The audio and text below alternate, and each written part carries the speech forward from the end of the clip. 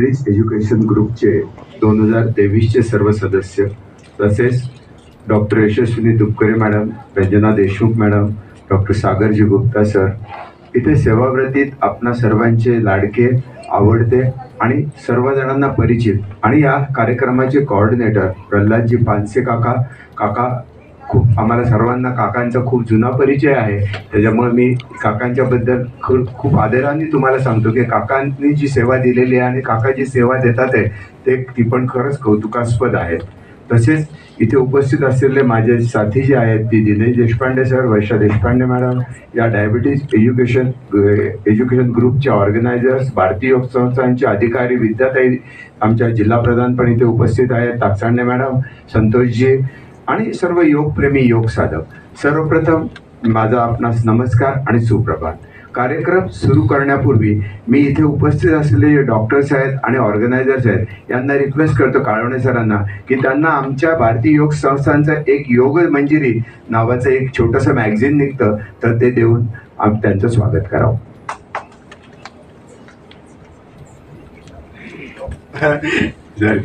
तुपकरी madam, यशस्विनी तुपकरी madam.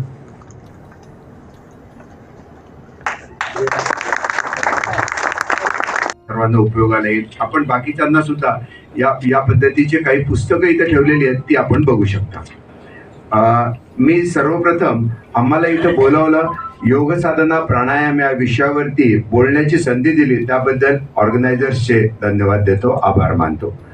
तसेच या सर्व ग्रुप सदस्यांचं मी वेलकम करतो की कारण अभिनंदन करतो की कारण तुम्ही खूप छान ग्रुपला जॉईन झालेला आहात आणि एक चांगला उपक्रम या हेडगेवार रुग्णालयातर्फे आणि या सर्व मॅडम डॉक्टर्सतर्फे आणि सेवाव्रतींतर्फे केला जात आहे आणि आपण त्याचा लाभ घेत आहात.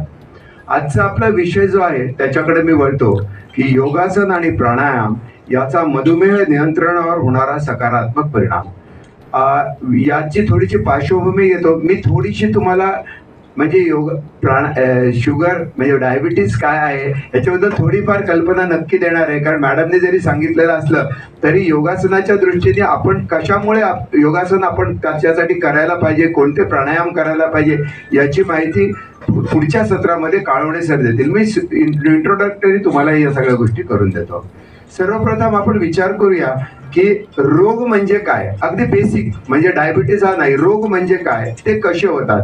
मराठी भाषेत मातृभाषेमध्ये जर आपल्या बोलायला गेलं तर आपल्या शरीराच्या ज्या वेगवेगळ्या सिस्टीम्स आहेत तर त्या सिस्टीम्समध्ये जेव्हा दोष निर्माण होतो आणि तो दोष जेव्हा आपल्याला त्रासदायक द्यायला लागतो आणि तो कुठल्या तरी भागावरती त्याचा विपरीत परिणाम होतो त्याला साध्या भाषेत आपण रोग म्हणूया. जी गोष्ट डॉक्टरी भाषेमध्ये त्यांनी डिसीज या प्रमाणात म्हटलेलं आहे.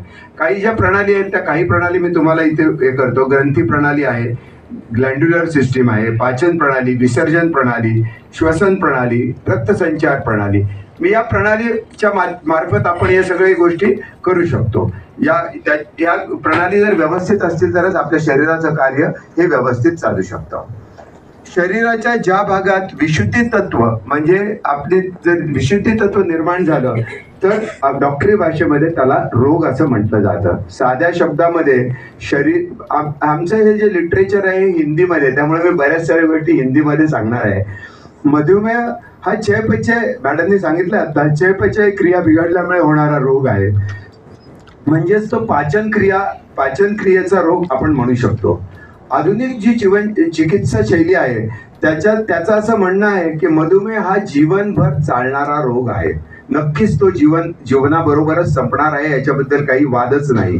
परंतु योगशास्त्राचं असं म्हणणं आहे जर मधुमेहाच्या रोगानं नियमितपणे योगिक जीवनशैली आणि प्राकृतिक जीवनशैलीची जोपासली तर मधुमेह नियंत्रणात राहू शकतो. आपण आनंदी, स्वस्थ आणि निरोगी जीवन नक्कीच जगू शकतो.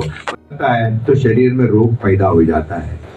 मधुमेह शरीर में कैसा प्रवेश करता है, उसके प्रकार क्या है, आपको बहुत सारी जानकारी मैडम लोगों ने या डॉक्टर्स लोगों ने दी होगी, लेकिन यहाँ पे बिफोर स्टार्टिंग दिस सेशन ये करना मैं जरा जरूरी समझता हूँ कि थोड़ी बहुत जानकारी जरूर लेंगे. जेस्टेशनल डायबिटीज महिलाओं के गर्भकाल में होने वाला ये परिणाम है, ये क्यूरेबल है. अगर योगासन करते हैं, दवाइयाँ लेते हैं और प्रसूति पीरियड खत्म हो जाता है तो ये डायबिटीज की उसमें से हम निकल जा सकते हैं. सेकंड टाइप है टाइप 1 डायबिटीज जो अनुवंशिक है, युवा पीढ़ी या कम आयु के में ये दिखता है, तान तनाव से भी ये आ सकता है। इसमें पैदाइशी मधुमेह इसे बोल सकते हैं हम। डॉक्टर कहते हैं इन मधुमेहों को इंसुलिन लेना ही पड़ेगा अंत तक। अगर ये व्यक्ति, मैं कहता हूँ, योग कहता है, अगर ये व्यक्ति रोज योग साधना शुरू करे तो उसे इंसुलिन तो लेना ही पड़ेगा, मगर उसके दूरगामी जो परिणाम है उससे वो बचा हुआ रहेगा। अभी एक कॉमन है जो यहाँ पे बैठे हुए मैक्सिमम लोग जिसमें आते हैं, वो है टाइप 2 डायबिटीज। गलत दिनचर्या, गलत जीवन शैली का परिणाम है। अभी मैडम ने ये सभी आपको इसके पॉम्पलेट्स बताए थे। इसके लिए क्या है, वसायुक्त जेवण म्हणजे फॅटी जेवण, शर्करायुक्त भोजन, बिना परहेज के या बिना सोचे समझे भोजन हम लेते हैं, धीरे धीरे दीर्घकाल में हमारे लीवर तथा पैंक्रियाज, अग्नाशय की कार्य करने की क्षमता घटते जाती है, जिससे शरीर के सेल्स कोशिकाओं में इंसुलिन के पहचानने से जो इनकार कर देती है, और पैंक्रियाज, अग्नाशय जो इंसुलिन बनाता है उसकी मात्रा तथा गुणवत्ता में भी कमी आ जाती है और आप डायबिटीज के पेशेंट बन जाते हैं। छोटी छोटी इंफॉर्मेशन यहाँ मैं आपको पहले दूंगा, बाद में ये इसलिए दे रहा हूँ कि हम जो प्राणायाम या योगासन करेंगे उससे इनमें से क्या कवर हो सकता है वो हमारे डॉक्टर साहब बताएंगे।